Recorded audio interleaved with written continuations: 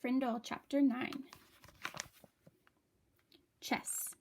Mrs. Margaret Chatham had been principal of Lincoln Elementary School for 18 years. She knew Mr. and Mrs. Allen because they had all served together on the building committee when the old Lincoln School was torn down and the new one was built 6 years ago. When she telephoned on the afternoon of October 1st to set up the meeting, Mrs. Chatham had asked Nick to be there too.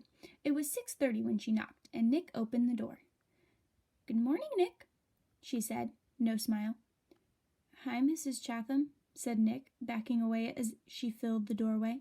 She was a large person, as tall as Nick's dad and with wide shoulders. Nick guessed she would play linebacker on a football team because that's what his dad had played in college. And here's a picture of the two of them shaking hands. It says the game was not over. "Hello, Mr. and Mrs. Allen," she said, stepping into the living room. She was wearing a long black raincoat with a red silk scarf tied loosely around her neck. She kept her coat on but took off the scarf and tucked it into her left pocket. She shook hands stiffly with both of Nick's parents before sitting down on the chair to the left of the couch.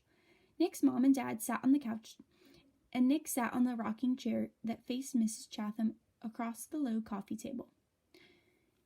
"This is not an easy visit for me. We are having some trouble at school, and it appears that Nick is in the middle of it."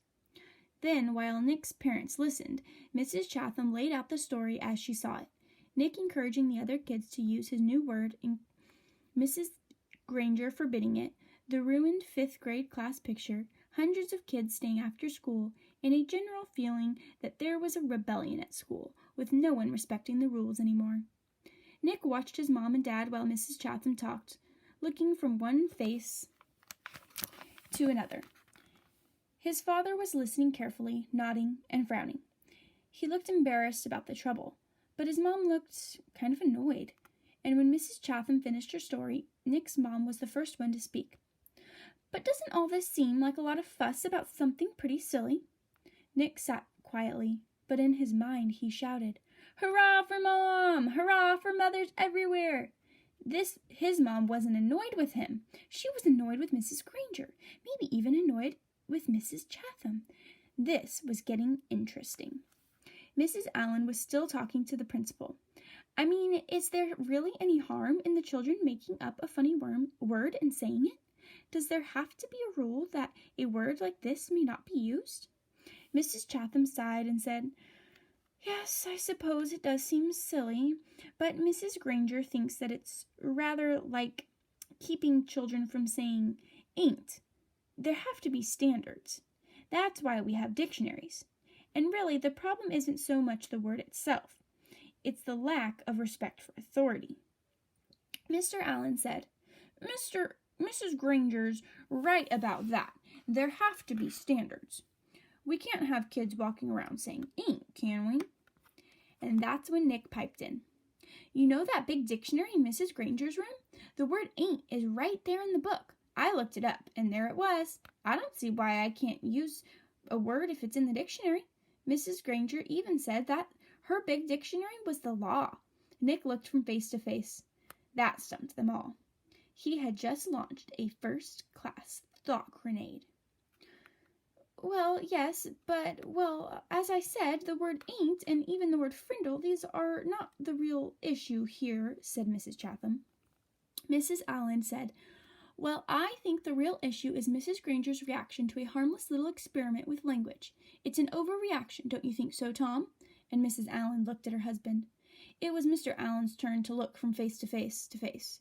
He was lost. "Yes, well, sure, I guess so. I mean, it's not like anybody's been hurt. It's not like vandalism or stealing or something like that."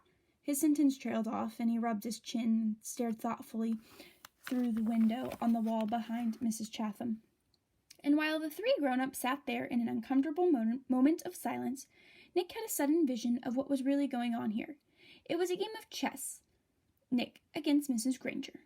Mrs. Granger had just tried to end the game by using her queen. Mrs. Chatham in her black raincoat, the Black Queen. Nick didn't know it until the attack was underway, but he had a powerful defender of his own. Good old Mom. the White Queen, and the game was not over. It would go on until there was a winner and a loser. Mrs. Chatham didn't stay much longer. There was a little more talk back and forth across the chessboard about how children have a right to explore new ideas, about the importance of respecting teachers and the work they do, about everybody needing to keep up standards and make school a safe place to learn.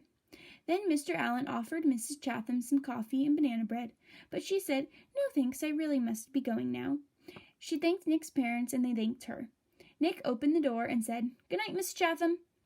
Then the Black Queen put on her red scarf and walked off into the October twilight. "Nick, I think we'd better talk a little more about this," said his mom, sitting back down on the couch. "If I find out that you have been disrespectful to Mrs. Granger or any other teacher at school, then you really will be in big trouble." "I haven't been disrespectful, honest. I did get everybody started using my word, but like you said, it's not hurting anybody. And I'm sorry if me and Dave and Pete got everybody to ask Mrs. Granger to borrow Frindle. That was mean, I guess, but she started it by making kids stay after school and write 100 sentences just for saying my word once. All the kids like to use my word. It's just fun, that's all." "Well," said Nick's dad, "if it gets everyone upset and makes the principal come talk to your mother and me, then it must not be fun for everybody, is it? And I think you should just tell all your friends to knock it off right now. I mean tomorrow." Nick shook his head. "I can't, Dad. It won't work. It's a real word now. It used to be just mine, but not anymore. If I knew how to stop it, I think I probably would, but I can't." And Nick looked at both of their faces to see if that idea was sinking in. It was. "Like I said, I won't be disrespectful, but I do like my word, and I guess now that we're going to have to see what happens." And the chessmen, Nick's king and queen, had to agree. The game would go on. Stay tuned for Chapter 10.